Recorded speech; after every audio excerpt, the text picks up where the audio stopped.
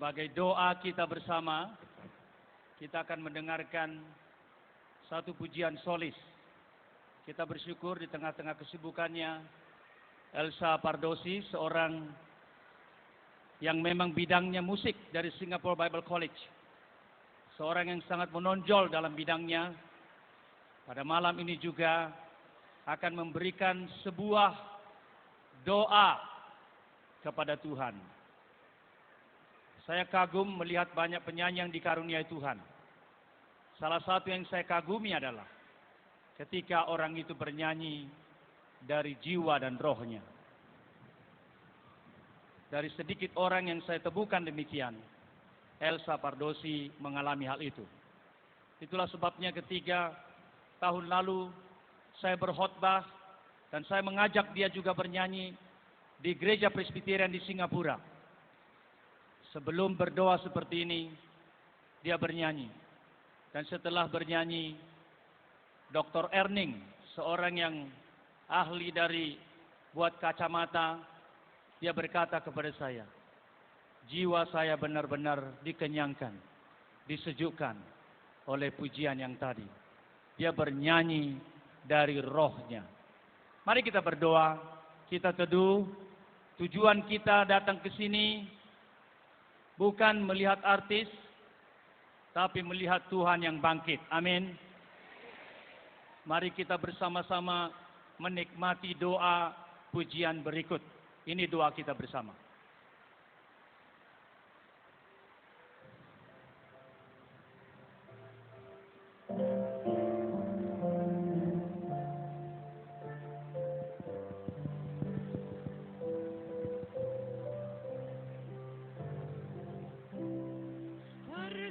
Perempuan Samaria ku mencari hal yang tak puaskan hati. Ku mendengar Yesus berkata, minum air hidup, kau tak dahaga.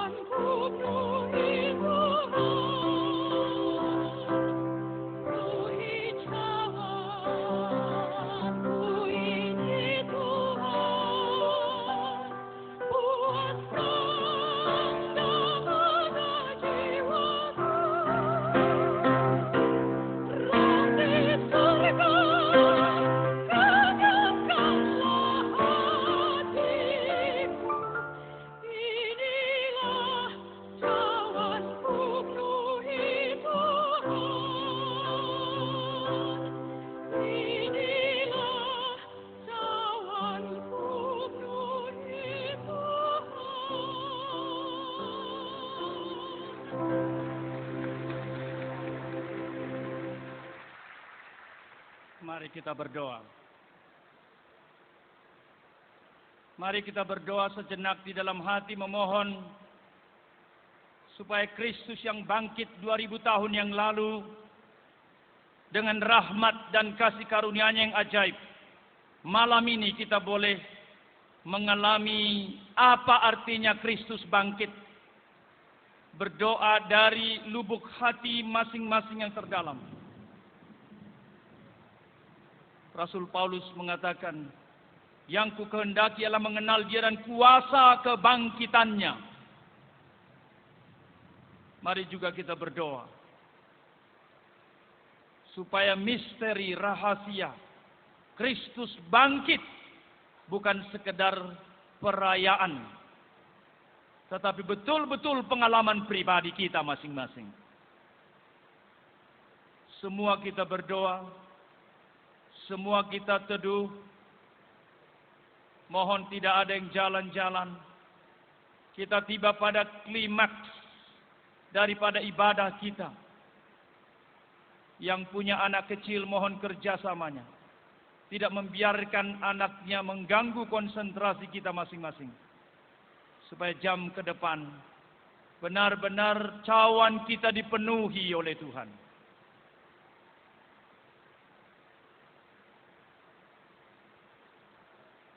Tuhan yang bangkit, kami bersyukur kepadamu karena pada malam ini di dalam rahmat dan ketetapan-Mu kami boleh bersama-sama menikmati ibadah Paskah ini. Satu mujizat telah terjadi kepada kami. Sebelum acara ini dimulai, kami melihat kabut tebal sekali di awan sana, di atas sana. Dan kami anak-anak-Mu bersujud, memohon sekiranya Engkau menyingkirkan itu. Seperti Engkau telah menyingkirkan batu itu. Menggulingkan batu itu. Dan kami bersyukur. Kami boleh datang ke tempat ini tanpa terhalang. Kalau sekarang kami mendengarkan guyuran hujan yang demikian keras, guntur yang demikian keras, kami sudah ada di dalam ruangan ini, kami bersyukur. Terima kasih, terima kasih. Dari sedalam-dalamnya hati kami memuji Engkau, Tuhan yang mengerjakan mujizat bagi kami. Kami akan membuka firman-Mu. Bukalah hati dan pikiran kami. Terima kasih untuk karunia hidup. Biarlah kami menjalani hidup kami dengan kuasa kebangkitan-Mu. Amin. Jemaat yang dikasihi Tuhan Yesus, mari kita baca bersama-sama firman Tuhan dari 1 Korintus pasal yang ke-15. 1 Korintus 15 ayat 1 sampai 4 saja. Boleh saya tahu berapa banyak yang bawa Alkitab? Oh, banyak sekali. Syukur kepada Tuhan. Yang bawa Alkitab di sana banyak, ya, baik. Kita pada malam ini konsentrasi hanya untuk menggali, memikirkan kitab suci supaya iman kita bersama dibangun di atas fondasi yang kokoh, yaitu firman Tuhan. Mari kita baca bersama-sama hanya 4 ayat dari 1 Korintus pasal 15. 1, 2, ya. Dan sekarang saudara-saudara, aku mau mengingatkan kamu kepada Injil yang aku beritakan kepadamu dan yang kamu terima dan yang di dalamnya kamu teguh berdiri. Oleh Injil itu kamu diselamatkan asal kamu teguh berpegang padanya seperti yang telah kuberitakan kepadamu. Kecuali kalau kamu telah sia-sia saja menjadi percaya semua.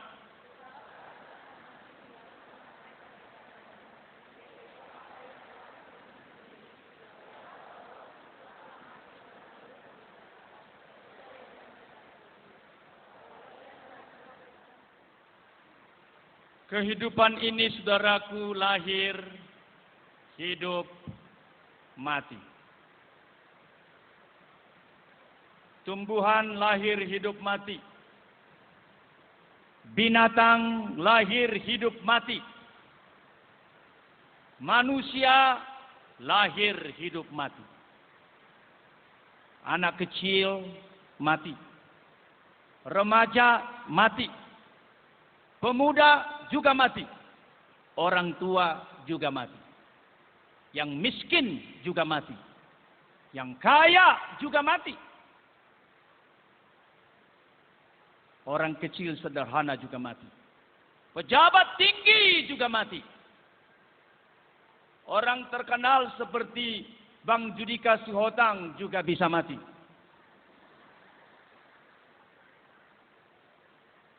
Orang kecil juga bisa mati. Itulah sebabnya setiap kali kita menghadapi kematian, kita ngeri bukan main. Kita orang Batak,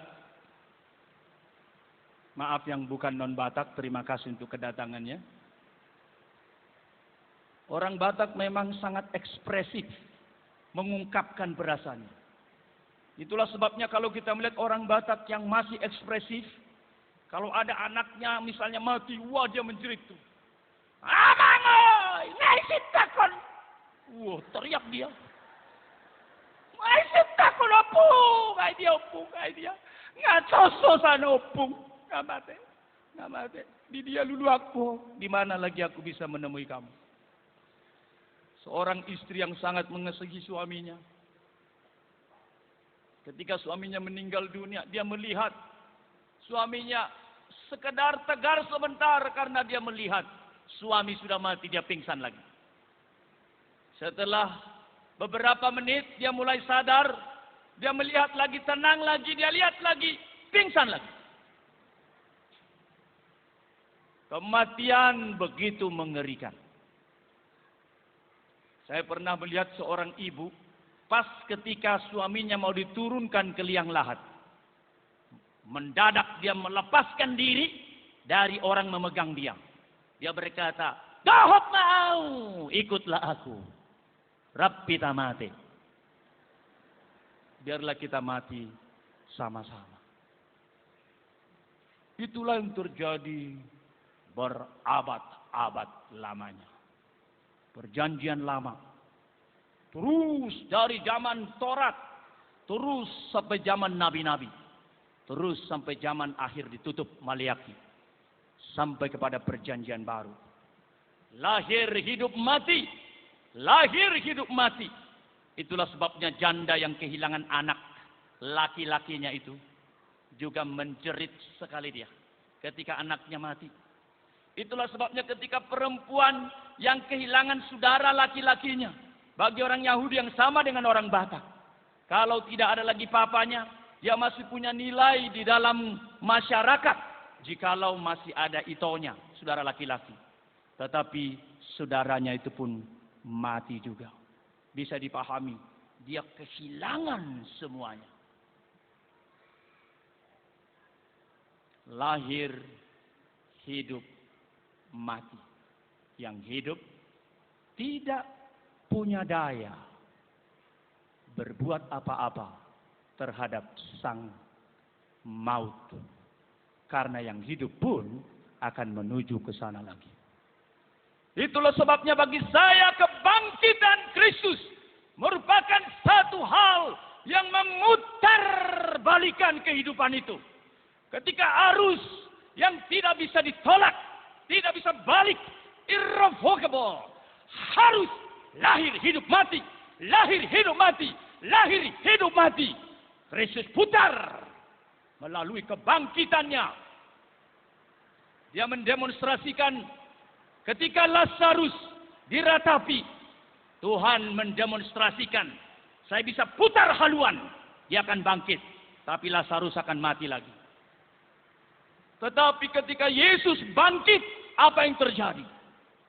Maka sejarah hidup manusia sejak titik kebangkitan Yesus putar.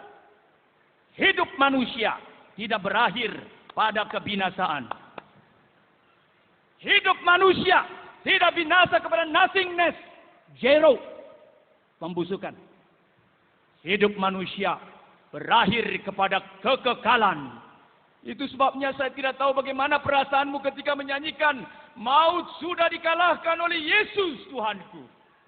Haleluya, haleluya. Yesus Kristus telah bangkit. Sekiranya mata rohani kita melihat Yesus ada di sini.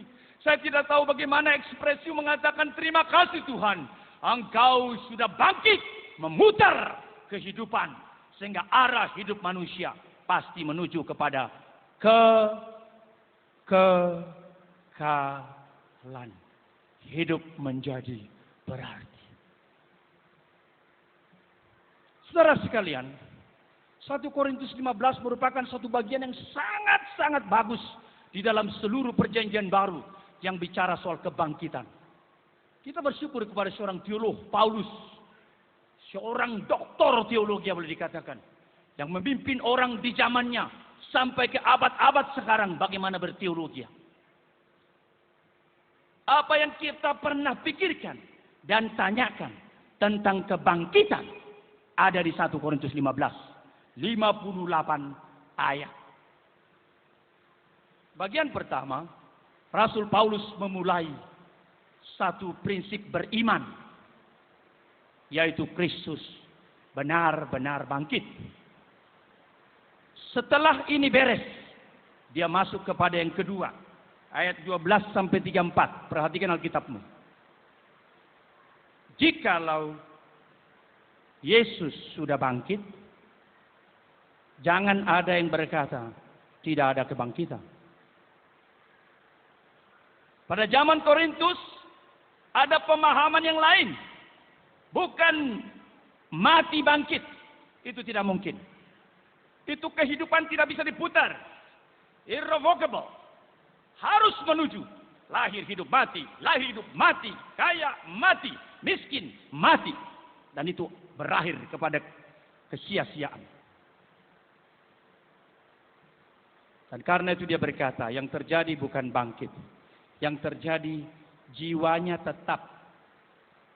Nah kalau begini bisa orang Batak benar. Isido begini namatei. Rohnya ada di sana. Nah begitu kalau orang Batak mengatakan. Tetapi bukan demikian saudara. Bukan rohnya ada di sana. Bukan jiwanya ada di sana.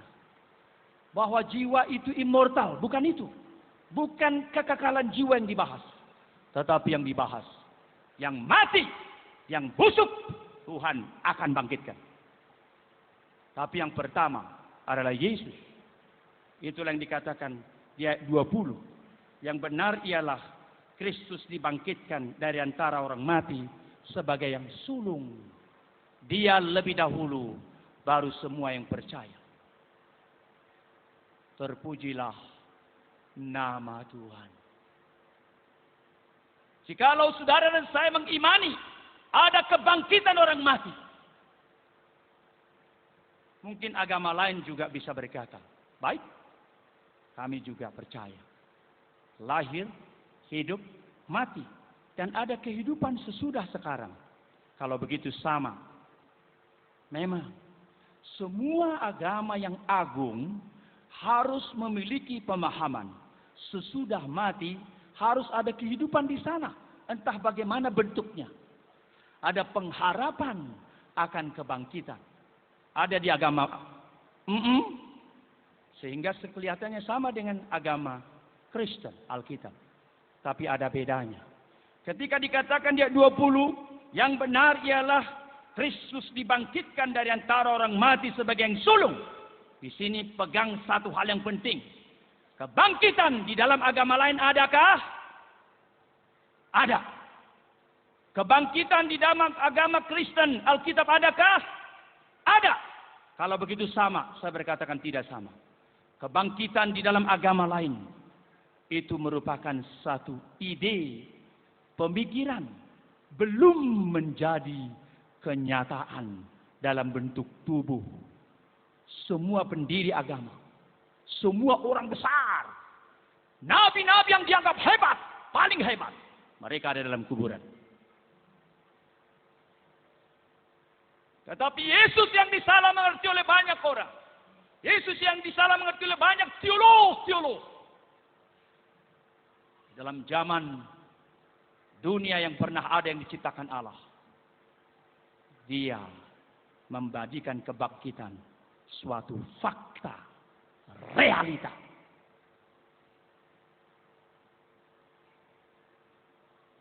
Dan karena itu, masuk bagian yang ketiga.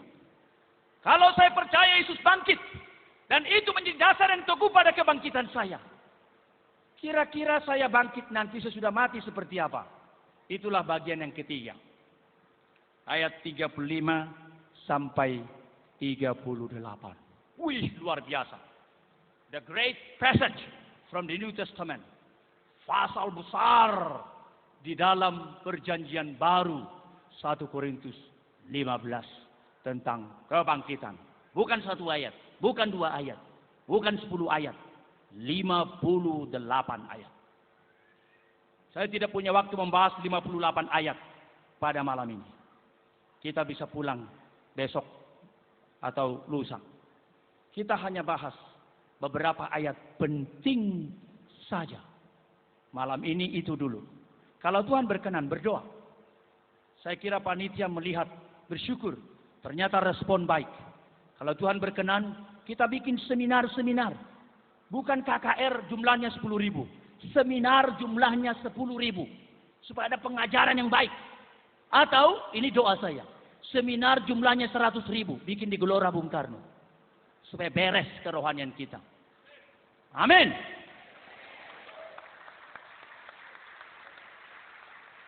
Terima kasih. Berdoa. William Carey berkata, harapkan hal-hal yang besar dari Allah. Dan kerjakan perkara-perkara besar bagi Allah. Saya tidak tahu. Hidup saya berapa tahun. Saya bisakah seperti bapak mertua saya yang terkasih ini. Hidupnya 77 tahun ya Mang. 76 masih kekar. Saya ngiri lihat beliau. Kalau saya ada umur 76. Berarti masih ada sisa 26 tahun lagi. Itu pun sudah tinggal sedikit. Sudah lewat 50 tahun. Jadi saya pikir Tuhan. Berikan kekuatan. Berikan anugerah. Hidup hanya sekali. Lahir, hidup, dan kekekalan. Dan itu adalah karunia yang ajaib darimu. Apa yang ku lakukan bagi Tuhanku. Yang sudah demikian berkorban bagi saya. Ini ambisi saya. Ini doa saya. Ini mimpi saya. Kiranya Tuhan mengaruniakan dari antara kalian doa yang sama. Sehingga kita memimpin Indonesia kepada pengajaran yang benar.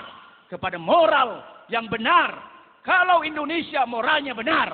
Kita semua tidak perlu mengekspor orang ke luar negeri. Kasihan. Negara Indonesia sangat kaya raya. Bagi saudara yang pergi ke bawah kolong langit. Lihatlah indahnya Indonesia ini. Benar lagu Kulus Plus itu.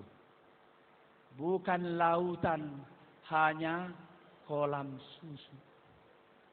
Orang bilang tanah kita, tanah surga. Tongkat kayu dan batu jadi tanaman. Benar itu benar. Saya telah mengelilingi banyak negara di bawah kolong langit karena Injil. Saya tetap kembali melihat kemegahan Indonesia. Luar biasa. Bersyukur, ini doa saya. Tuhan, tidak seharusnya orang Indonesia seperti ungkapan mati semut di dalam kumpulan apa katanya? Manisan gula.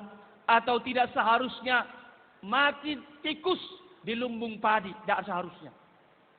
Tapi sekali lagi, moralnya digarap dulu. Saya bersyukur. Banyak orang Batak yang pernah menjadi pejabat di Republik ini.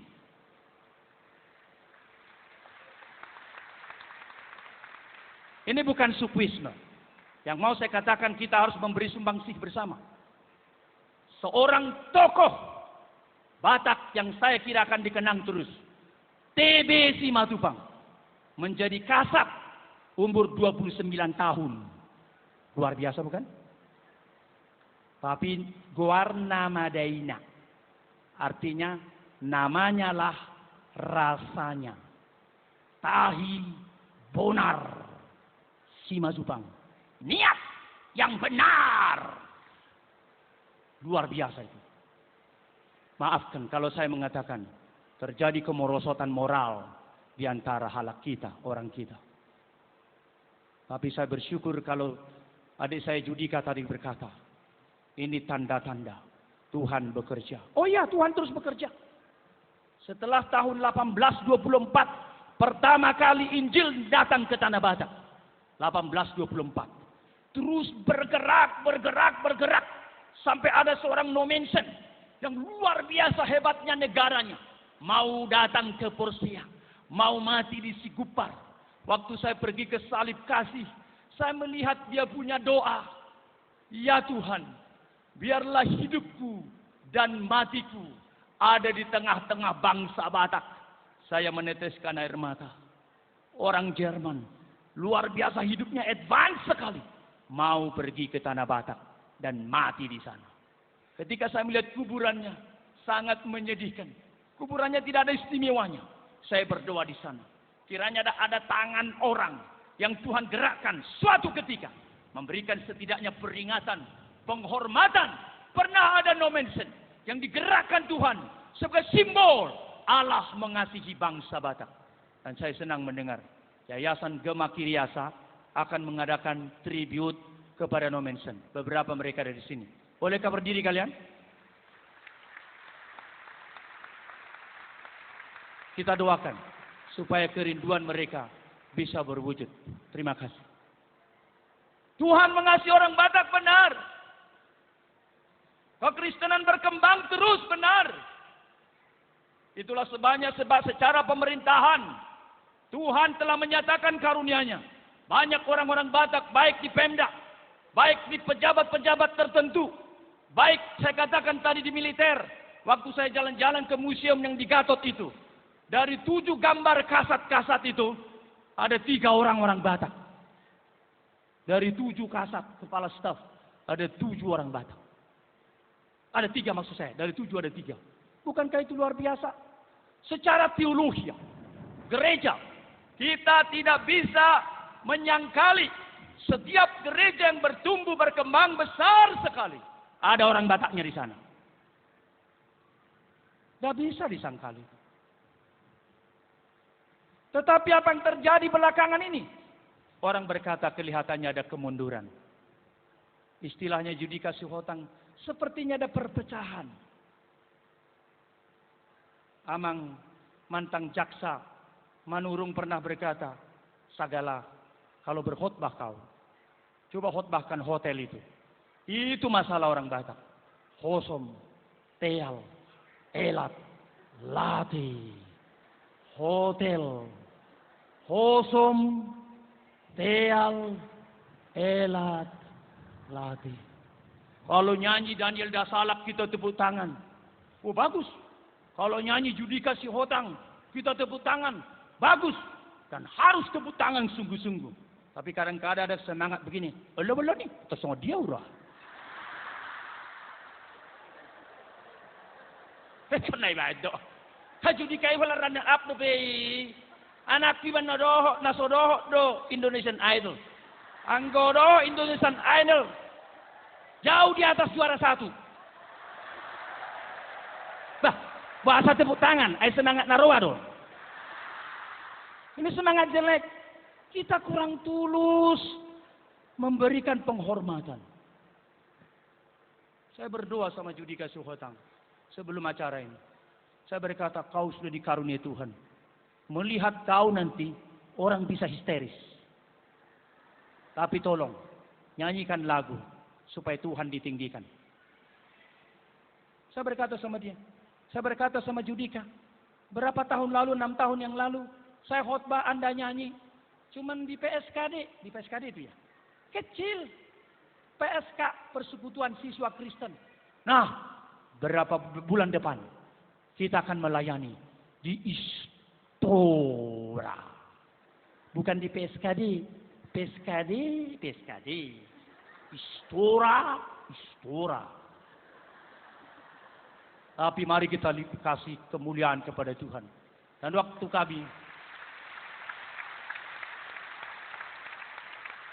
kami berdoa, saya terharu doanya dia salah satu yang saya ingat adalah apa? Tuhan, pimpin saya karuniamu, semua yang saya terima karuniamu. Jangan saya curi kemuliaan sedikit pun. Hanya Tuhan yang dimuliakan. Itulah doa dia. Hebat, lebelah nih, tersongot dia. Mari kita berkata, memang hebat dia. Hebat lebih mana sih hebat tak bulun. Ini yang saya kagumi sama orang Barat. Great, excellent. Wah, itu mereka nggak sungkan-sungkan. Wah, tepuk tangan, bisa berdiri. Wah, standing applause. Benar. Ketika kami bernyanyi, saya, Dr.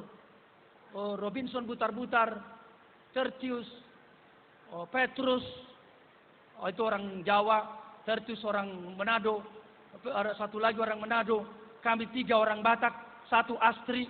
Kita bernyanyi 50 tahun Trinity Theological College, ulang tahun emas. Kita nyanyi lagu Batak, karena memang panitianya berkata harus lagu Batak. Batak anthem. I really like it. I love Batak song. It's like a Spanish song, katanya. Wah, ketika dia mengatakan itu, saya relax. Lalu saya berkata, kawan-kawan Batak sama Jawa sama Manado, jangan kira saya Batakis ya.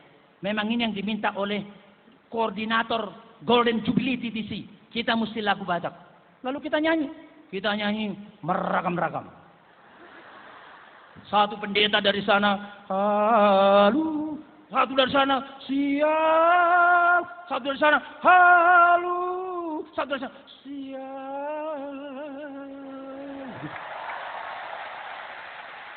Habis itu, si Astri yang jago menyanyi gitar, wah, ini habis dulu. Kita nyanyi meragam-ragam. Setelah meragam-ragam sabung, jolotini tipis sanggarito, lahobahan kuru-kuru wando. Kita nyanyi terus. Begitu selesai nyanyi, mereka berdiri, standing applause.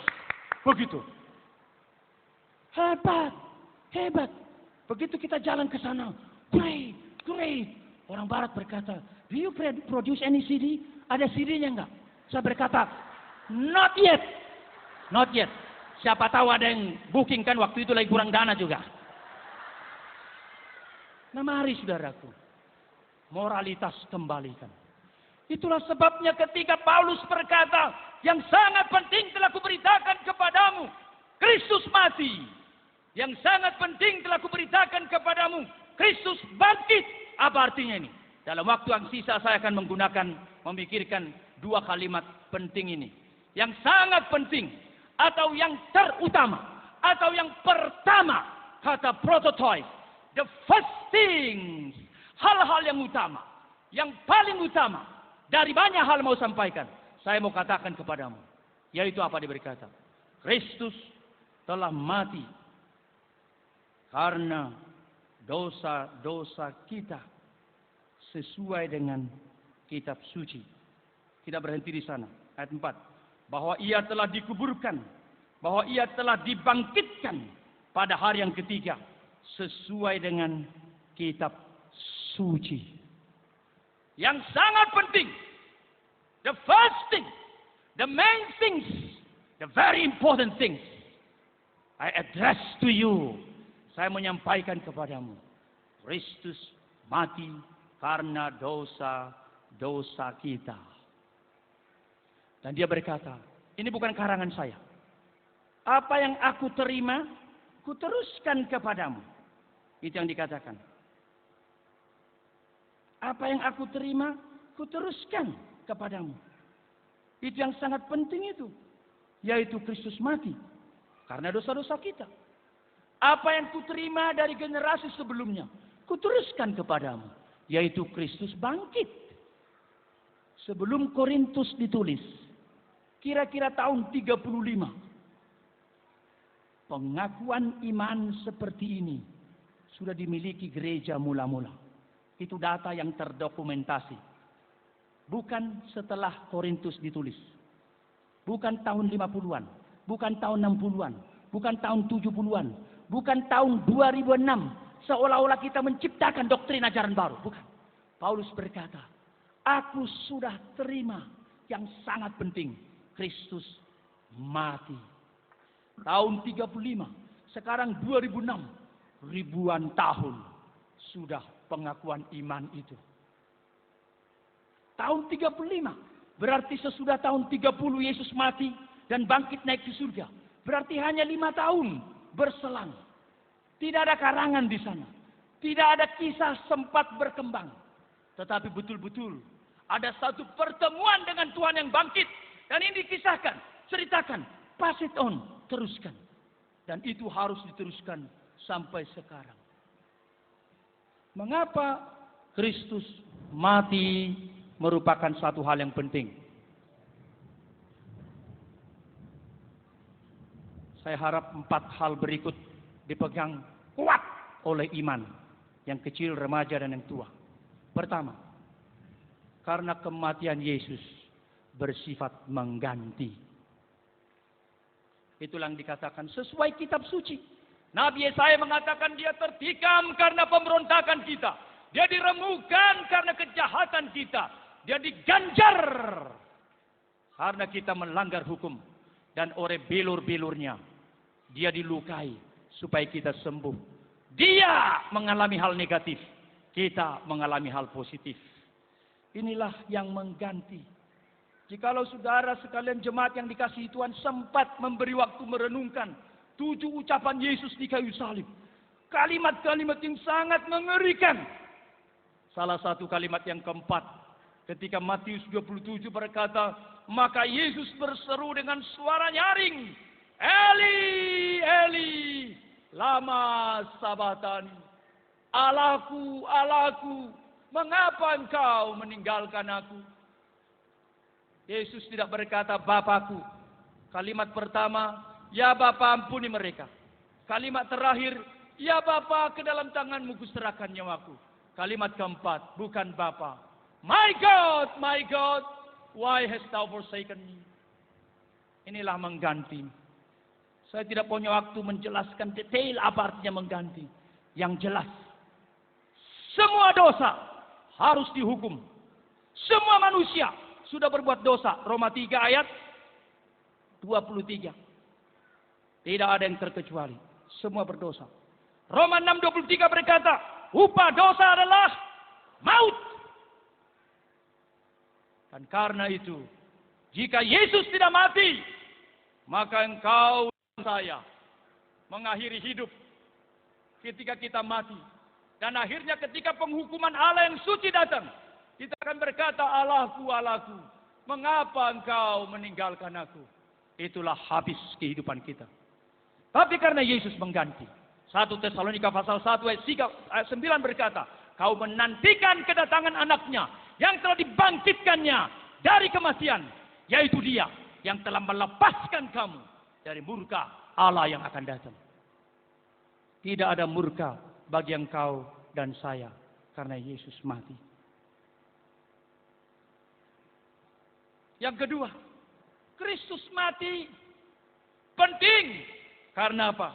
Alkitab mengatakan, kalau nanti baca, kita tidak punya waktu baca sekarang. Roma 3, 24, 25. Ada 3 poin penting, tambahan yang mengganti yang baru kita bahas. Kristus mati membenarkan kita. Semua berdosa. Pikiranmu berdosa. Perkataanmu berdosa. Hidupmu berdosa. Kecil berdosa. Remaja berdosa. Tua berdosa. Tetapi Yesus telah menjadi dosa bagi kita. 2 Korintus 5, 19, 20 berkata, dia yang tidak mengenal dosa menjadi dosa. Supaya kita dibenarkan. Puji Tuhan. Lihatlah hidupmu. Yang berdosa. Yang najis. Yang tidak layak. Di hadapan Yesus. Sebagai orang yang dibenarkan. Saya benar Tuhan. Bukan karena saya benar. Tapi karena Tuhan membuat saya benar.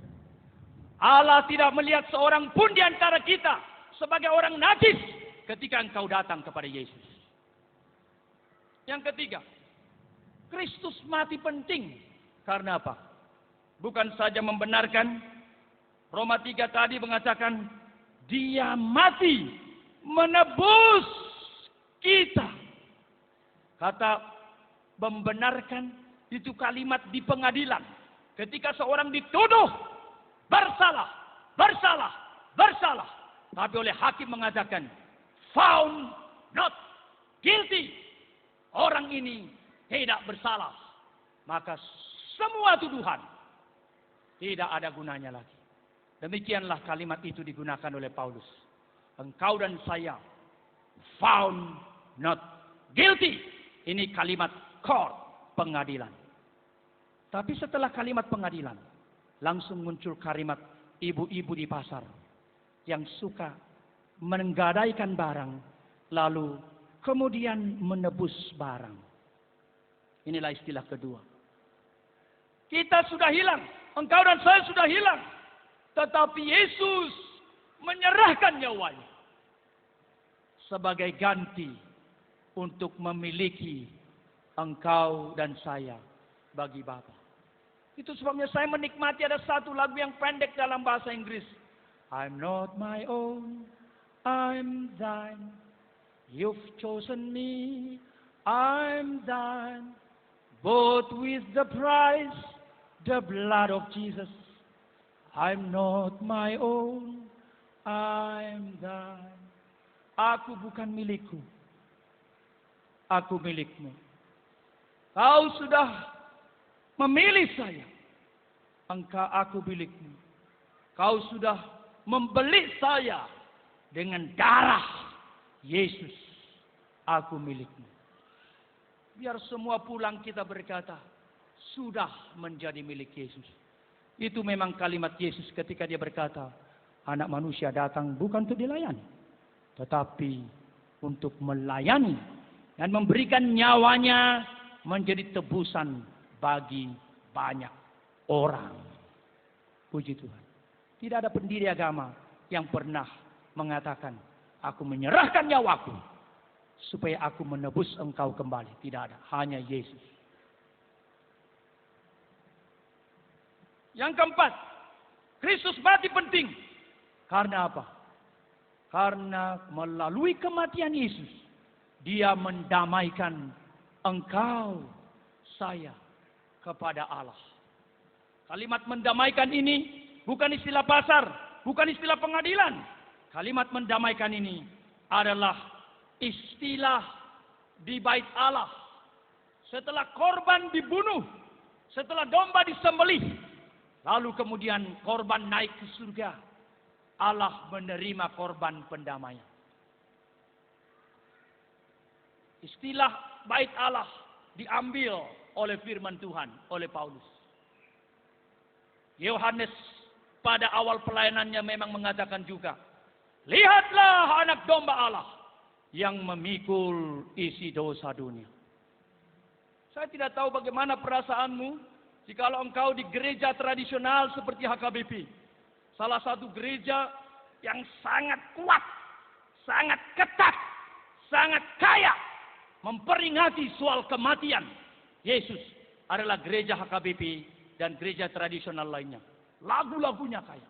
Misalnya, perhatikan lagu Nalauro biru birui Mamursanaka dosa Nina sahajo maoni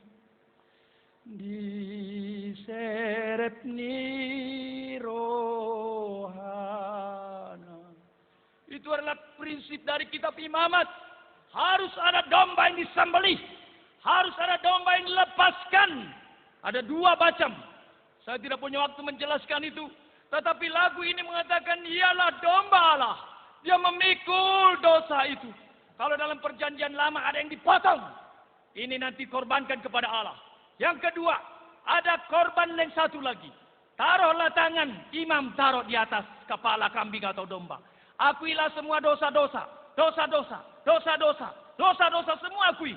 Habis itu bawalah ini ke padang gurun, lepaslah ini. Artinya apa?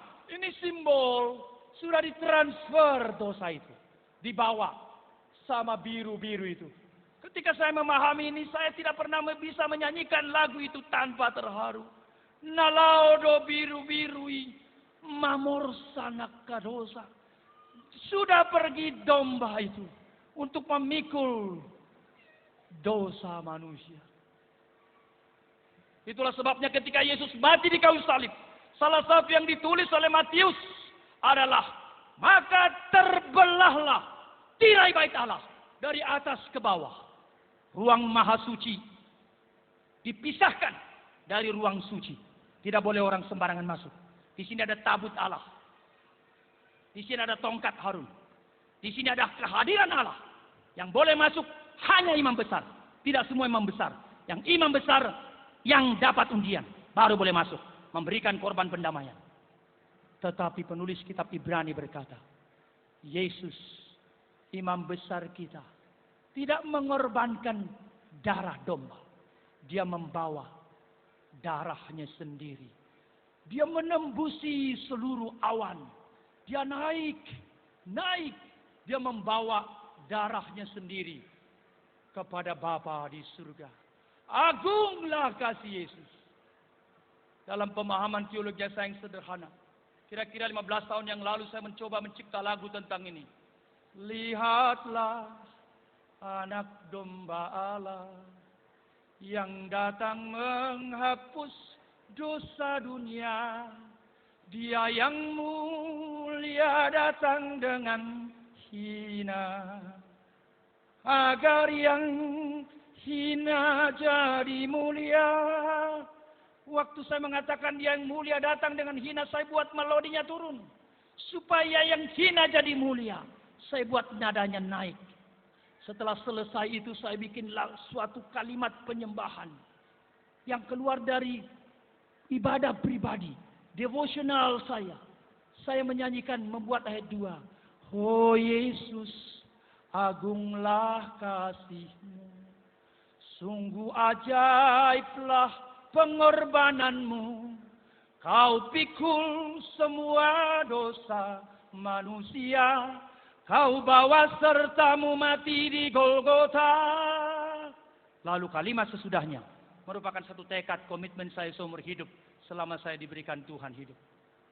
Terimalah segala puji, oh Tuhan. Semua puji. Tiada yang lain yang patut kusembah. Hanya Engkau, oh Tuhanku. Ku datang padamu, sujud dan menyembah. Oh Tuhan, Kaulah junjunganku. Dalam perenungan itu, saya merasa Tuhan memberi karunia. Saya berrelasi dengannya. Lalu saya menitipkan satu kalimat terakhir untuk seluruh dunia. Maka muncul kalimat begini. Hai umat manusia, terima dan sembah Dia, domba Allah penghapus dosa dunia. Dialah imam besar. Kristus mati menggantikan engkau. Amin. Tidak ada seruan Eli Eli lama sabatani dari setiap orang percaya. Tuhan tidak pernah meninggalkan engkau. Kristus mati membenarkan engkau. Amin. Jangan pernah merasa diri terlalu najis. Tetapi juga jangan pernah merasa diri terlalu benar. Yesus kebenaranmu. Dia yang benar menjadikan kita yang tidak benar menjadi benar. Kristus mati menebus engkau dan saya. Amin. Menebus berarti engkau miliknya. Pikiranmu, talentamu, hartamu, keturunanmu. Di sini ada anak saya semua. Kiranya mereka mendengar itu. Keturunanmu bukan milikmu. Itu milik Dia yang mengaruniakan kepadamu. Ditebus. Yang keempat, Kristus mati mendamaikan kita bersama. Itulah sebabnya waktu kita bernyanyi Marolo Polo Todiki, indah sekali.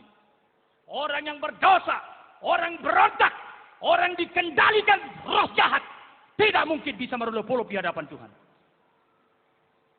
Sonang ni tiki Dung Jepang Yesus Tuhaki. Wah, luar biasa. Sangat penting sudah aku beritakan, kata Paulus. Kristus mati. Khotbah Paulus kita khotbahkan malam ini. Di hadapan 10.000 barangkali orang yang hadir. Puji Tuhan. Bukan hanya Kristus mati, tapi juga Kristus bangkit, sangat penting. Kenapa, saudaraku? Pertama dan terutama itu menunjukkan Yesus melampaui semua nabi besar seperti apapun. Semua pendiri agama yang dianggap hebat, mereka mengajarkan kehidupan, mereka mengajarkan moral, mereka mengajarkan hidup sesudah hidup. Ada hidup, tapi sampai sekarang mereka ada di kuburan, mereka ada mati.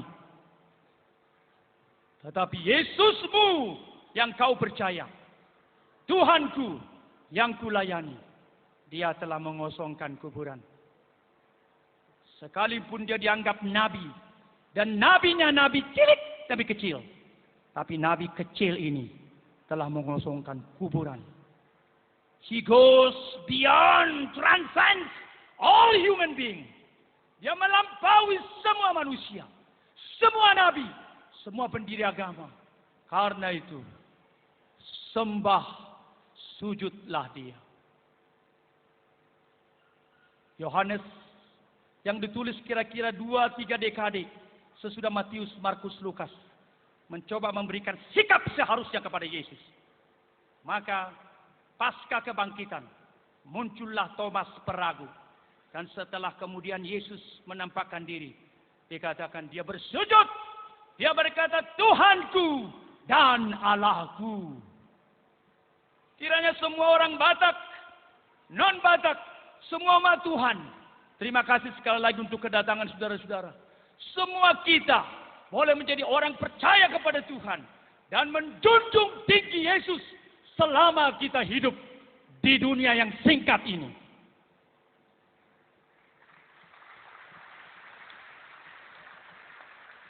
Tema kita adalah bangkit bersama Kristus. Saya bersyukur di hadapan banyak hamba Tuhan, saya bisa mengkhotbahkan 3 hal penting untuk saudara bawa pulang. Saya kira mereka berdoa untuk saudara. Apa artinya bangkit bersama Kristus? Pertama, itu artinya saudara harus mengalami keselamatan yang pasti dulu. Saya melihat ada banyak orang yang sudah bertahun-tahun ke gereja, sudah menjadi opung. Kira-kira 2 tahun lalu saya tanya sama seorang opung di kampung, opung, siap dia dah ha? Besian hauma, ay sana ho, si mangapul dah ho. Siapa kau? Si mangapul kau? Ya opung. Oh, tiga kora sa Jakarta. Langsung cepat saya singkat, opung, opung sudah tua. Kalau mati nanti kemana? Baik tanopon.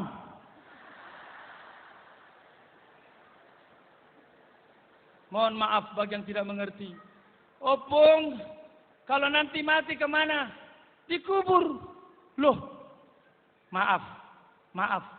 Ay pinahalubo bay kubur do.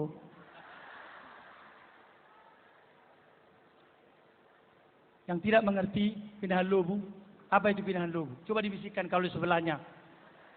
Bukan Batak. Gak enak diterjemahkan soalnya.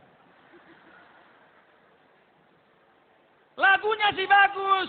Tu dia ho dung mate ho alusima alusima. Ini lagu bukan main-main. Tetapi orang yang sudah buta. Paulus berkata dalam 2 Korintus 4. Matanya dibutakan. They are blinded by the ism of the world. Dengan segala paham-paham dunia ini. Kalau nyanyi itu dia ho dung mate ho, kemana kau kalau mati? Jawablah dan jawablah. Orang yang serius kerohaniannya akan tanya, iya ya? Cepat atau lambat saya pasti mati. Pak Budi itu ya, pemilik Simpruk Teras. Pak Budi bercerita, Pak Sagala, itu ada kawan saya, baru seminggu lalu ya, main golf, udah mati. Seminggu lalu main golf, mati. Memang, kita tidak tahu hidup. Itu sebabnya kalau kita hati nuraninya benar, ya kemana ya saya ya kalau sudah mati ya. Kalau Tuhan kasih 1000 tahun lagi, bagus. Kalau Tuhan kasih 10 tahun, 1 tahun, bagus. Tapi kemana sesudah ini? Firman Tuhan malam ini berkata, kemana kau kalau kau sudah mati? Jawabmu apa? Loh, lemas sekali sih. Saya sudah keringatan. Di mana tadi sapu tangan saya? Soalnya itu lampu sorotnya itu panas loh. Tapi tidak apa-apa lah disorot supaya saya agak putih sedikit. Orang Manado berkata, so pasti Jo. Biarlah kita pulang nanti berkata, terima kasih Tuhan. Karena anugerahmu, saya bangkit bersama Kristus. Artinya, saya selamat. Saya juga mengalami kebangkitan yang pasti. Amin.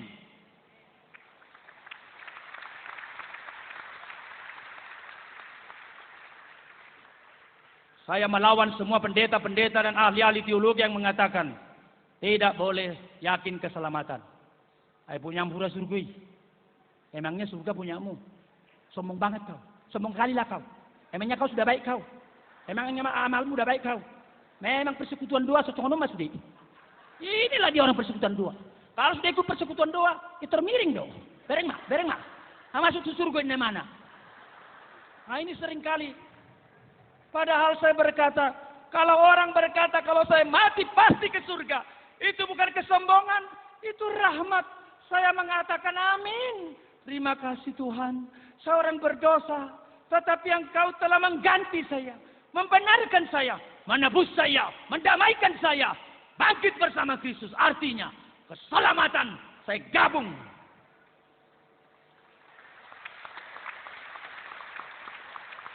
Oh saya senang semua tepuk tangan. Hati-hati, ada peringatan Paulus di ayat 2. Hati-hati.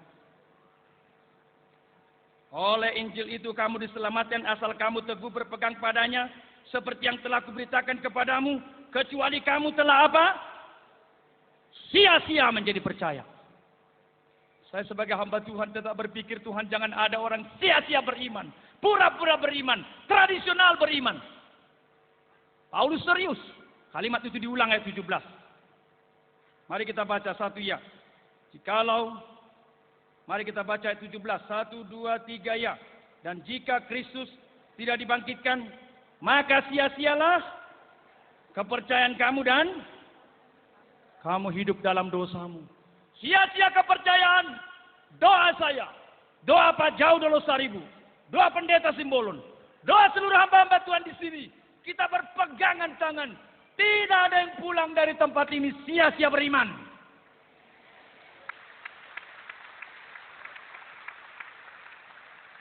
Yang kedua, Kristus bangkit penting. Artinya apa? Alamilah kelepasan dari perbudakan dosa. Ini sesuatu hal yang mengerikan di dalam Alkitab yang seringkali tidak disadari oleh orang-orang di dalam agama. Saya mengatakan kalimat penting. Ini seringkali merupakan satu hal yang menyedihkan di dalam pernyataan Alkitab yang tidak disadari oleh orang-orang beragama. Yaitu fakta perbudakan dosa. Semua agama baik, benar? Semua agama mengajarkan kebaikan, benar? Semua agama mengajarkan moral, benar? Tetapi dalam kenyataannya, orang mengajarkan moral, sendirinya hidup bejat. Apa yang terjadi? Itu yang kita baca tadi di dalam Roma, responsoria itu. Coba kita lihat lagi responsoria. Bagian P yang 2. Mari kita baca 1, 2, 3 ya. Sebab jika kita telah menjadi satu dengan apa yang sama dengan kematiannya, kita juga akan menjadi satu dengan apa yang dengan kebangkitannya. Karena kita tahu bahwa manusia lama kita telah turut disalibkan supaya tubuh dosa kita apa? Hilang kuasanya. agar jangan kita menghambakan diri lagi kepada dosa. Alkitab dengan tandas mengatakan, saudara bukan saja berdosa, tapi diperbudak oleh dosa. Engkau menjadi majelis, engkau menjadi pendeta, engkau menjadi SPH, engkau menjadi MD, engkau menjadi MTH, engkau menjadi doktor. Jikalau engkau tidak mengalami kelepasan dari Kristus, hidupmu sia-sia. Dan saya kira memang harus ada KKR untuk banyak pendeta sekarang ini.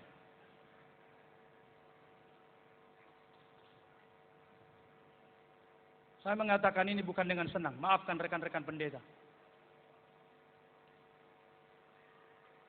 Tuhan sudah pernah mengatakan dengan sedih, kalau buta memimpin buta mau kemana? Sekali lagi, bangkit bersama Kristus. Artinya lepas dari perbudakan dosa. Itu yang dikatakan di sini. Supaya tidak menghambakan diri kepada dosa. Saya tahu itu kebenaran. Saya tahu itu dosa. Saya mau melakukan kebenaran. Di dalam kuasa kebangkitan Yesus. Harus bisa. Majalah Playboy tidak harus ditolak dengan peraturan UUD atau peraturan DPR. Tidak harus. Jikalau kebangkitan Kristus ada dalam dirimu, maka otomatis semua yang najis akan ditolak oleh pikiranmu.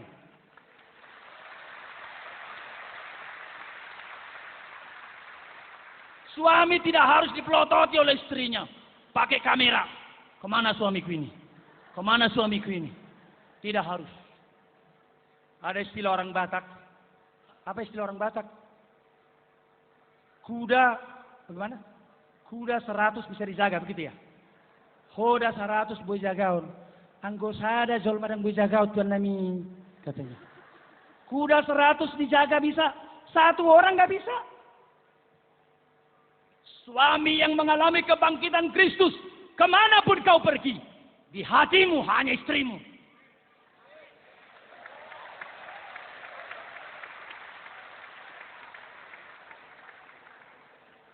Saya katakan ini di hadapan Tuhan Yesus.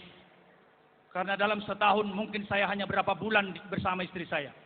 Berapa bulannya saya di Singapura. Saya di Cambridge. Saya kemana? Maaf kalau bercerita itu. Jadi kalau istri saya harus bikin kamera. Harus dijual semua harta mertua saya. Jikalau istri sudah mengalami kebangkitan Yesus, kemanapun engkau pergi, biar kau sekretaris dari seorang bos yang hebat, hatimu tetap melekat kepada suamimu.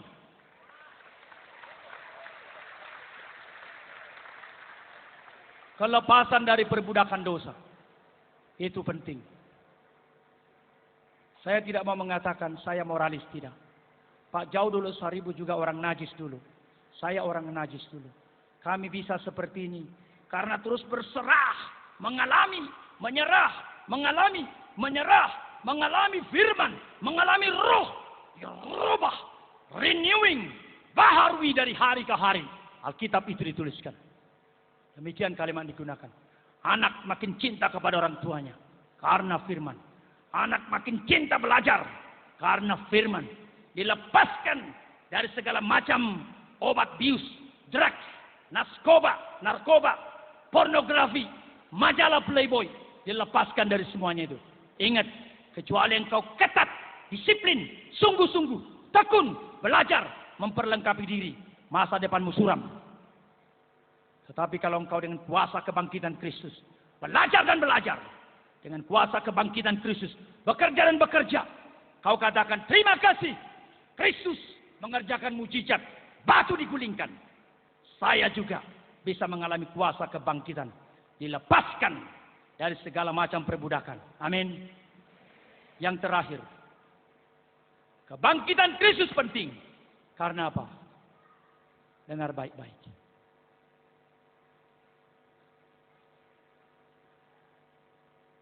Kebangkitan Kristus menjadi dasar, fondasi, batu karang yang kokoh untuk pengharapanmu membangun masa depanmu. Kebangkitan Kristus Allah mendemonstrasikan kematian yang tidak bisa diputar sekarang bisa.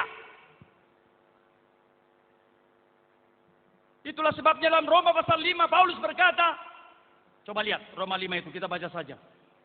Itu indah sekali. Roma pasal 5. Roma pasal 5 ayat 1 dan ayat 2. 1, 2, 3, iya.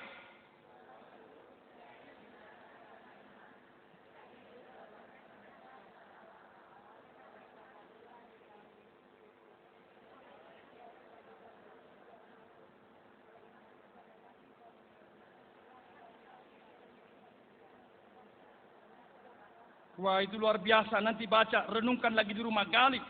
Oleh dia kita beroleh jalan masuk. Kata jalan masuk berarti prosagoge. Seperti kapal besar yang harus dimatikan jauh sebelum masuk ke pelabuhan. Kalau dihidupkan, mesin yang keras akan mendorong kecepatan tinggi. Bisa membentur kepada pelabuhan. Kapal besar Rinjani Kambuna. Berhentikan mesinnya di keratusan meter. Lalu dituntun perlahan-lahan masuk ke dermaga sampai dia ditambatkan dengan bagus. Itulah kata Yunani prosagoge. Dari dirimu kamu akan terombang-ambing. Dari dirimu kamu tidak mungkin masuk ke dalam tahta Allah. Kata prosagoge berarti dari tempat rendah naik ke tempat tahta yang tinggi. Di prosagoge, moving toward to the throne. Kepada tempat yang tinggi itu. Dikatakan di sini kita di prosagoge. Saya menghayati dalam diri saya. Engkau menghayati dalam dirimu. Siapakah saya bisa menjadi orang beriman? Siapakah saya bisa memuji Tuhan? Siapakah saya bisa menjadi majelis? Siapakah orang tua saya? Terus terang, orang tua saya barangkali kau katakan, orang tua saya dulu dukun besar. Orang tua saya dulu penjudi besar. Mengapa bisa seperti ini? Itu karunia Tuhan. Perlahan-lahan dituntun. Bukan saja demikian. Dikatakan di sini, di dalam kasih karunia ini kita berdiri dan kita bermegah. Ada anugerah seperti batu karang. Kita berdiri, kita bermegah dalam pengharapan menerima kemuliaan. Ayat 3 kalimat mengejutkan. Bukan hanya itu, kita malah bermegah dalam pengharapan kita. Luar biasa. Bermegah dalam pengharapan meski sengsara. Bagaimana itu membaca ayat ini? Bukan hanya itu saja. Kita malah bermegah juga dalam kesengsaraan kita. Kita bermegah dalam sengsara. Karena kita tahu kesengsaraan menyembulkan ketekunan dan seterusnya. Mana mungkin sengsara disyukuri. Secara umum orang sengsara. Orang sakit, tidak sembuh. Orang mati. Secara umum orang menggerutu. Tetapi kalau orang menggabungkan diri dengan kebangkitan Yesus. Mereka bisa tenang. Salah seorang yang sudah rindu datang ke tempat ini sekarang sudah di sorga. Itu mertua saudara saya, Andre Pakan. Saya menjenguk dan mendoakan beliau, ibu itu. Ketika drop tiba-tiba. 2 hari sebelumnya katanya dia sudah berkata, kita harus ke Pasca Bonapasogit. Saya besok sudah boleh pulang begitu. Itu anaknya bercerita. Saya terharu mendengar itu. Lalu dengan masih ada kesadaran. Tapi dia sudah terengah-engah. Persis kondisi mama saya sebelum meninggalkan dunia pada tahun 96. Maka saya berkata, mari kita berdoa. Mari kita bernyanyi. Kematian dan kebangkitan Kristus meniadakan semua penderitaan dia sebentar. Maka kita bernyanyi. Saya tiup matangaku. Saya tubuau. Paimato sosakku. Ramotiau. Dangolau merdalan sasadau. Saya homalai Tuhanmu. Kita nyanyikan. Ya Tuhan pegang aku. Ya Tuhan pimpin aku di tangan jalanku. Beri tanganku ku taruh di tanganmu. Karena anakmu sendiri tidak mau berjalan kalau tidak bersama kau. Kemudian saya membaca dari hafalan. Saya membacakan Mazmur 23. Sekalipun aku berjalan dalam bayang-bayang maut. Even though I walk through the valley of death. The darkness of death. Kematian yang paling kelam. Aku tidak takut bahaya. Sebab engkau besertaku. Demikian Mazmur. Inilah kebangkitan Yesus. Itu sebabnya. Manang bohape persorianmu. Walau bagaimana penderitaanmu. Walau bagaimana berat kehidupanmu. Jikalau engkau menggabungkan dirimu dengan Kristus yang bangkit. Kau pasti bisa menjalani hidupmu. Saya bertemu dengan abang taksi. Dia mengeluh. Dia berkata ini kemiskinan. Saya berkata, Pak, kemiskinan itu sudah miskin. Kemiskinan itu menderita. Tetapi setelah miskin, tidak ada pengharapan. Tidak ada kepercayaan. Itu double miskinnya. Setelah miskin, mati, masuk neraka. Tetapi saya berkata, kemiskinan itu miskin. Tetapi kalau Bapak percaya kepada Tuhan, menggabungkan diri kepada kebangkitan Tuhan, maka sekalipun kau miskin, kau kaya di hadapan Tuhan. Dan mungkin orang yang kaya secara duniawi tidak memiliki apa yang kau punyai. Matanya melotot. Lalu kemudian kita bernyanyi. Ternyata dia orang Batak. Tidak tahu HKBP atau Bapak. Kita nyanyi. Nang gumalu sang akalau, nang rope halisuk sungi, lau makarup pun suluki, molo Tuhan parhata saut, madok kata naik pun saut, sai saut dui, sai saut dui, sai saut dui. Dang bema biarau disi mangalugahon soluki, hai Tuhan kudongaki, hai tunggodang pemungsuki, lau mangarong ngoluki, sai dau doi, sai dau doi, sai dau doi. Wah, ini nyanyian orang percaya. Kalau Tuhan mau sekarang saya dapat pekerjaan, Tuhan bisa. Tetapi kalau belum dapat pekerjaan, pengharapanku teguh. Di badai topan dunia, Tuhanlah perlindunganmu. Kendati goncang semesta, Tuhanlah perlindunganmu. Ya, Yesus gunung batu di dunia. Di dunia, di dunia. Ya Yesus gunung batu di dunia. Tempat perlindunganku yang teguh. Itulah sebabnya pasal 15 harus kita akhiri dengan ayat 58. Mari kita baca. 1 Korintus 15:58 sebagai ayat terakhir buat kita. Pasal yang panjang. Saya sudah bahas malam ini. Ayat 1 sampai 4, lalu ayat 58. Anggap aja sudah 58 ayat kita bahas. Ayat 58 kita baca bersama-sama seruan kemenangan. Saya baca 54, 55, 56, 57. Di mana Paulus yang hidup berani menantang maut. Semua orang hidup takut mati. Kecuali beriman kepada kebangkitan Yesus. Maka dia mengatakan, setelah dia menjelaskan bagaimana naturnya kebangkitan kita. Maka dikatakan 54. Sesudah yang dapat binasa ini mengenakan yang tidak dapat binasa. Dan yang dapat mati ini mengenakan yang tidak dapat mati. Maka akan genaplah firman yang tertulis. Maut telah ditelan dalam kemenangan. Hai maut, di manakah kemenanganmu? Hai maut, di manakah sengat-sengatmu? Sengat maut ialah dosa dan kuasa dosa ialah hukum Taurat. Tetapi syukur kepada Allah yang telah memberikan kepada kita kemenangan oleh Yesus Kristus Tuhan kita. Baca 58. Karena itu saudara-saudara yang kekasih, berdiri teguh, jangan goyah, dan giatlah selalu dalam pekerjaan Tuhan. Sebab kamu tahu, di dalam Tuhan jerih payahmu tidak sia-sia. Terlalu panjang terjemahan lain, mesti dirubah nanti. Dalam bahasa Yunani, sebab kamu tahu, di dalam Tuhan, itu saja. Ini tidak bicara soal fellowship, sehingga kita harus 10 kali berfellowship tiap hari. Bukan. Ini bicara soal relasi dengan Tuhan. Entah di kantor, entah di sekolah, entah di perjalanan, entah di udara, entah di laut, entah lagi menyetir Metro Mini, Mini Arta, atau Bajai, atau terserah sebut saja. Di dalam Tuhan, jerih payahmu tidak sia-sia. Artinya ada pengharapan. Ini kontras dengan ayat 32. Ayat 32 dia berkata, jika orang mati dia dibangkitkan. Marilah kita makan dan minum. Besok kita mati. Besok kita mati. Mari kita korupsi dan korupsi. Mari kita menipu dan menipu. Mari kita berjudi dan berjudi. Mari kita berselingkuh dan berselingkuh. Mari kita mabok dan mabok. Free life, free love, free sex. Sebab besok kita mati. Tetapi orang berpengharapan kepada Kristus akan berkata, Setelah hidup, ada hidup. Hidup binasa atau hidup kekal. Dan ayat ini membawa hidup kekal. Tubuhmu ketika sudah dikuburkan, dibaharui, diubah, mengenakan tubuh kekekalan. Karena itulah sebelum menuju ke sana, Paulus berkata, berdiri teguh, jangan goyah, giat selalu di dalam pekerjaan Tuhan.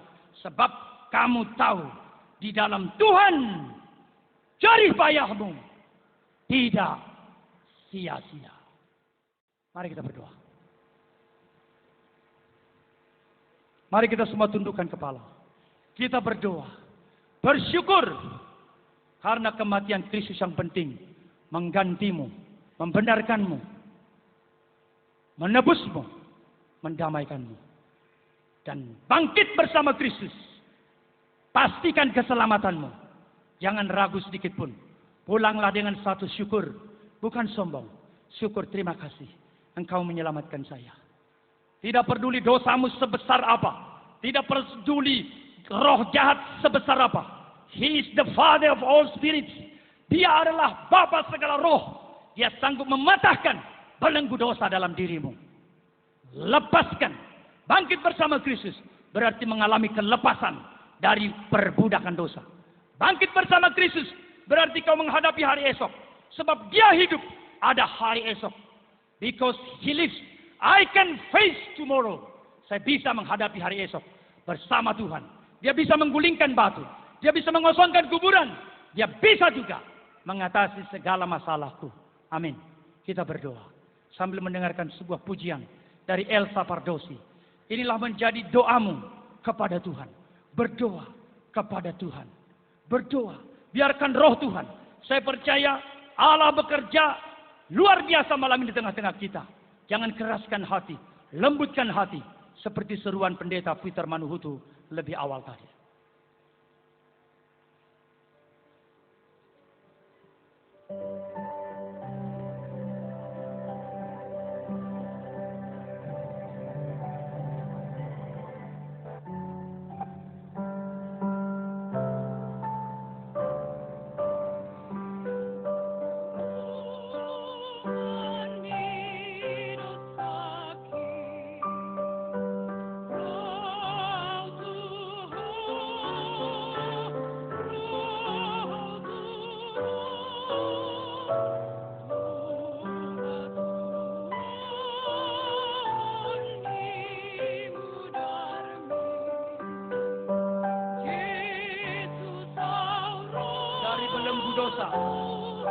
Aku datang kepadamu.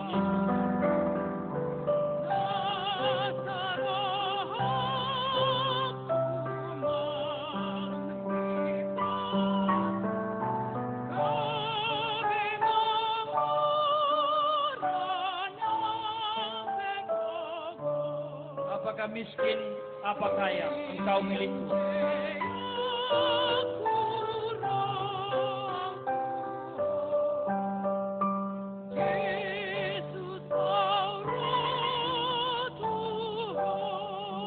Aku mau datang kepadamu.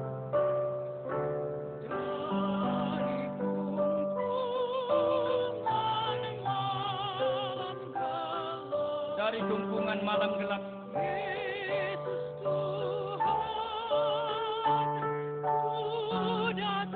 Yesus Tuhan, datanglah.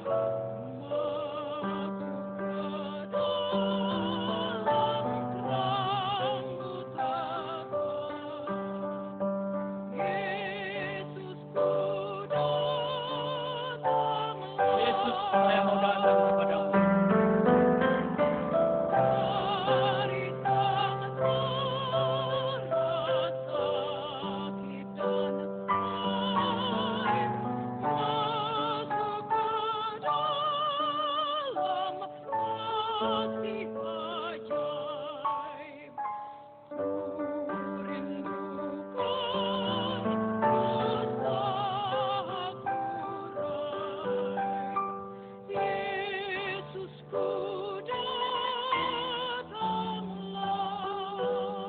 Hanya musik.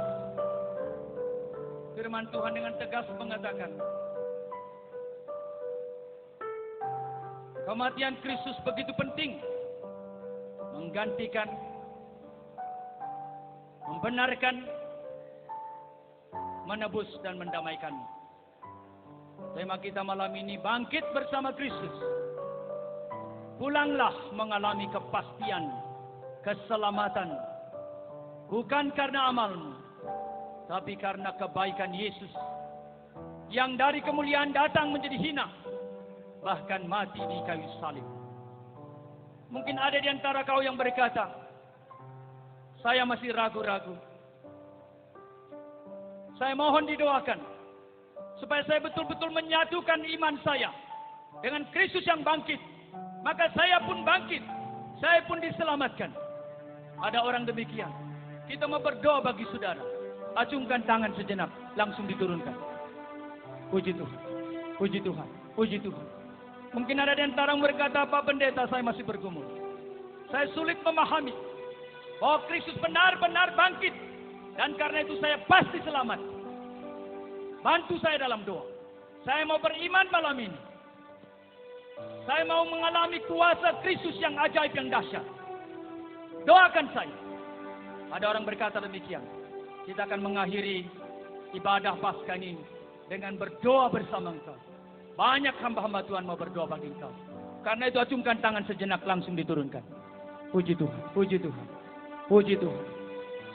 Yang betul-betul berkata, ini saya Tuhan. Kebangkitanmu menyelamatkanku, memberi aku hidup kekal. Acungkan tangan, langsung diturunkan. Puji Tuhan, puji Tuhan, puji Tuhan. Bersyukur kepada Tuhan. Dia bangkit bagi engkau, memberikan kepastian, keselamatan. Pulang, hentikan segala macam keraguan. Tolak segala keraguan di dalam nama Yesus. Kebangkitan Kristus berarti terlepas dari segala belenggu dosa, perhatobanan di dosa. Mungkin ada di antara kau berkata, Pak Pendeta, saya bergumul dengan dosa tertentu. Orang lain tidak tahu. Tapi saya tahu, setan tahu. Saya bergumul dengan ini. Terima kasih. Kebangkitan Kristus melepaskan saya. Doakan saya, supaya saya terlepas dari belenggu dosa ini. Ada orang demikian, acungkan tangan. Kita mau berdoa juga bagimu. Puji Tuhan, puji Tuhan, puji Tuhan. Yang berkata, ini saya Tuhan. Saya tidak mau Paskah sekedar tradisi perayaan. Saya mau mengalami kuasa kebangkitan Kristus yang mengosongkan kuburan. Juga kebangkitan Kristus menyingkirkan segala macam perbudakan dosa dalam diri saya.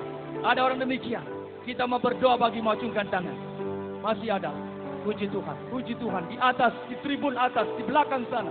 Di kiri saya, di kanan saya, di belakang saya. Siapa yang berkata, Tuhan lepaskan saya. Saya tidak mau menjalani hidup saya terus jatuh bangun dalam dosa. Tuhan yang bangkit tahu itu.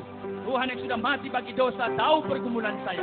Malam ini Tuhan, saya mau menerima karunia-Mu. Acungkan tangan, langsung diturunkan. Puji Tuhan, puji Tuhan, puji Tuhan, puji Tuhan. Banyak sekali. Puji Tuhan. Kebangkitan Kristus bukan hanya 2006 tahun yang lalu, tapi malam ini juga. Yang terakhir, bangkit bersama Kristus berarti memiliki pengharapan yang kokoh, fondasi yang teguh, menjalani masa depanmu, pengharapan yang kuat. Puji Tuhan. Bangkit bersama Kristus berarti masa lalumu, dosa-dosamu diampuni, diselesaikan. Masa kinimu disertai, Tuhan menguatkan engkau, dan masa depanmu dijamin, karena segala yang kau kerjakan di dalam Yesus tidak pernah sia-sia. Terpujilah nama Tuhan. Semua yang tadi, acungkan tangan. Berdiri sejenak di tempat. Kita mau berdoa. Semua yang tadi acungkan tangan. Berdiri sejenak di tempat saja. Kita mau berdoa. Kita mau berdoa. Banyak hamba Tuhan di sini bisa berdoa. Saya undang semua hamba Tuhan juga berdiri di tempat. Kita bisa berdoa. Berdoa dari tempatmu. Mendukung semua yang berdiri di sini. Semua pendeta-pendeta. Penginjil-penginjil. Saya undang juga berseru kita. Supaya kebangunan sejati bagi mereka yang berdiri. Kita berdoa. Terpujilah Engkau Tuhan. Tuhan yang bangkit menjadi pegangan teguh bagi keselamatan kami.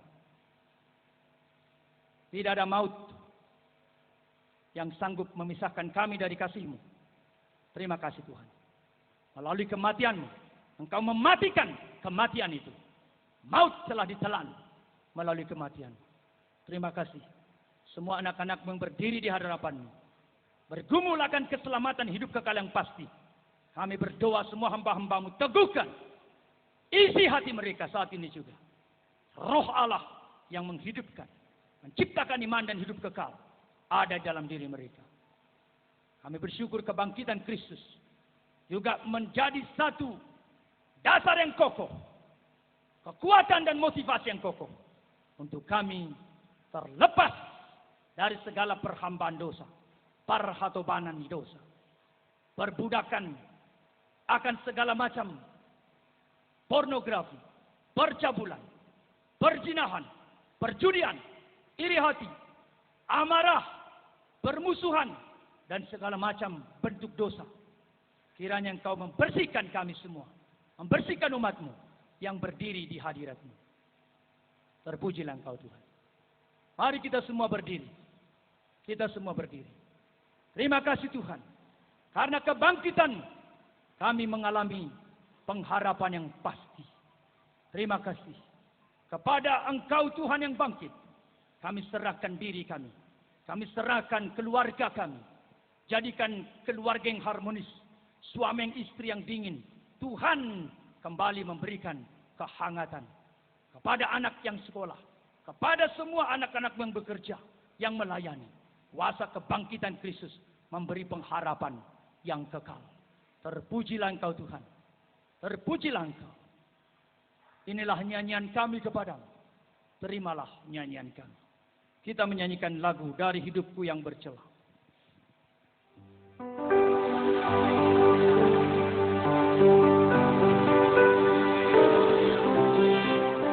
Kita nyanyikan dari lubuk hati kita kepada Tuhan. Nomor 16.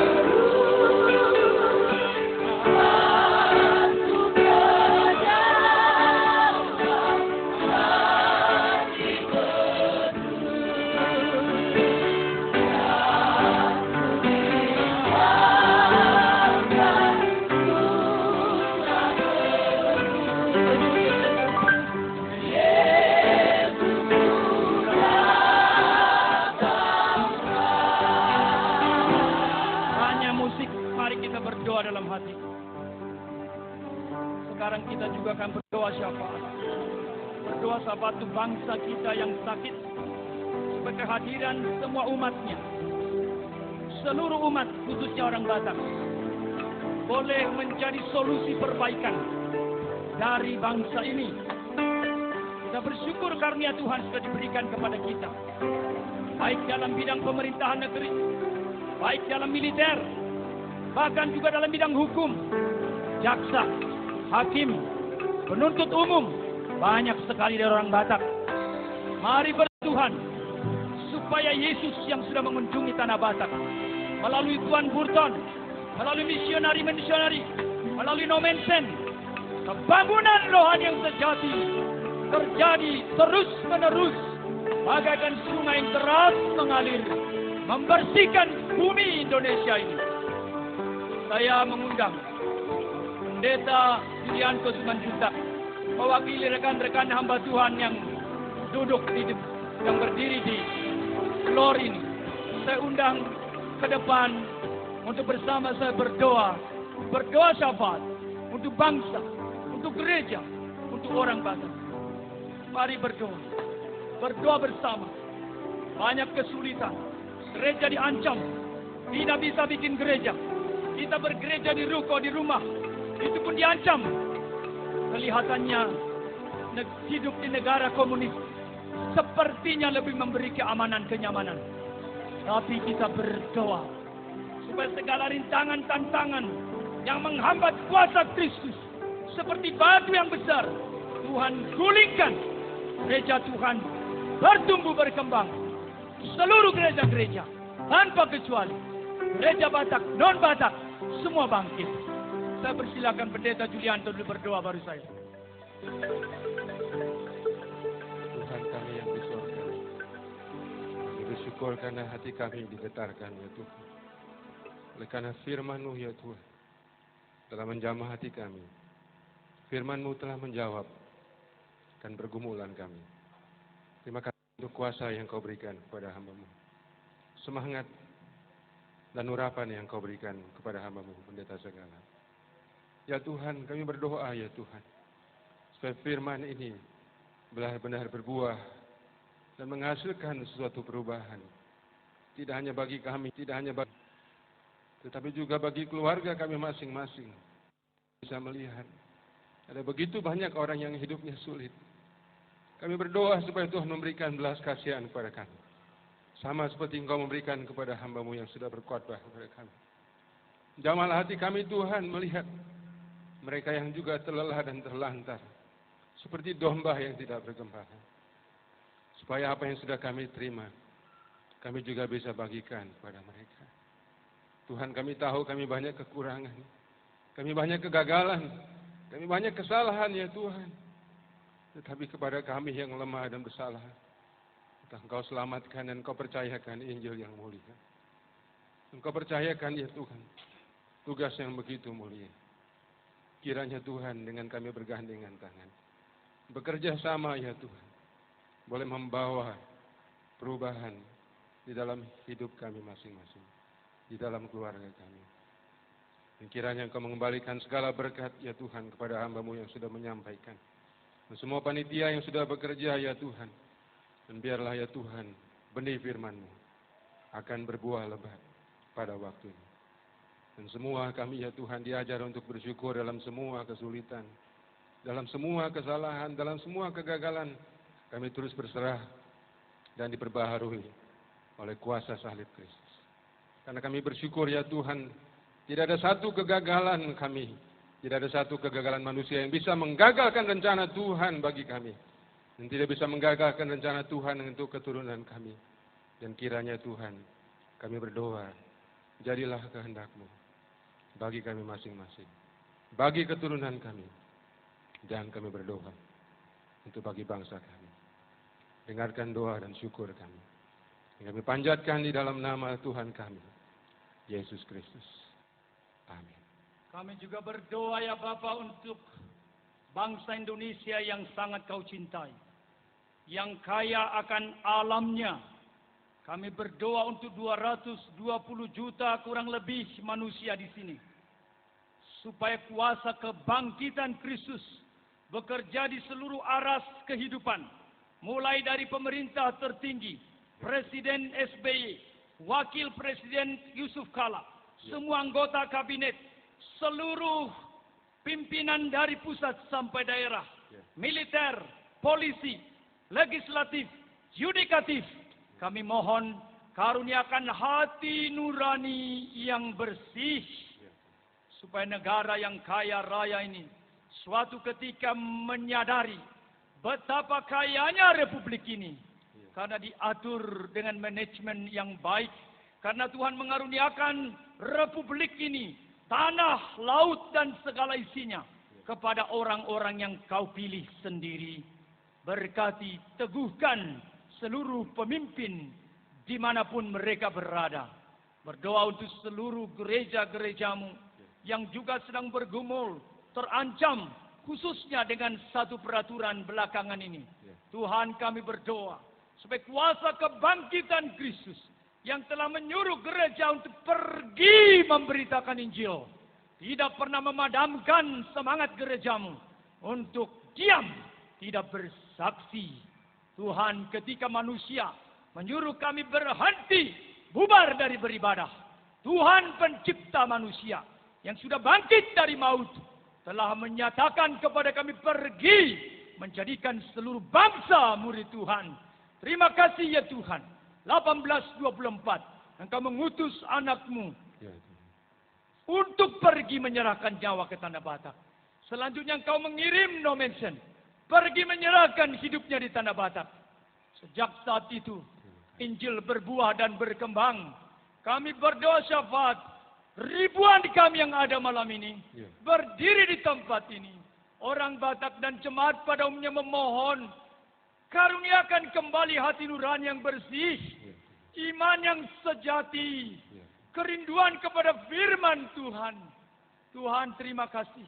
Engkau telah membangun bangsa Batak, orang Batak dengan karunia yang ajaib.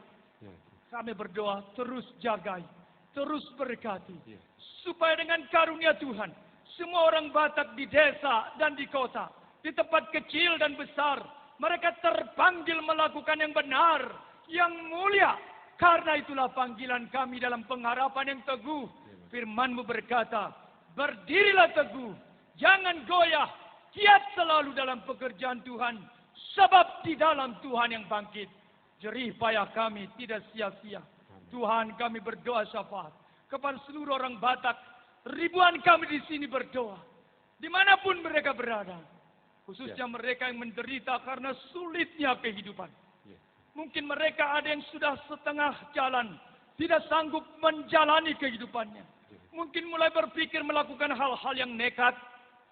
Tuhan, Engkau yang menggulingkan batu itu, gulingkan juga segala problema, kesulitan, frustrasi, ketakutan, semangat yang hilang. Pulihkan Tuhan. Tuhan yang bangkit, bangkitkan orang Batak kembali. Tuhan yang bangkit, bangun orang Batak, membangun semua orang di Indonesia, membangun republik ini. Satukan gerejamu, satukan umatmu, berdasar kepada Injil, kebenaran itu. Banyak yang kami doakan. Dengarlah, sempurnakanlah, kabulkan doa kami. Demi hormat dan kemuliaan nama-Mu, dan demi kesejahteraan kami umat-Mu. Amin.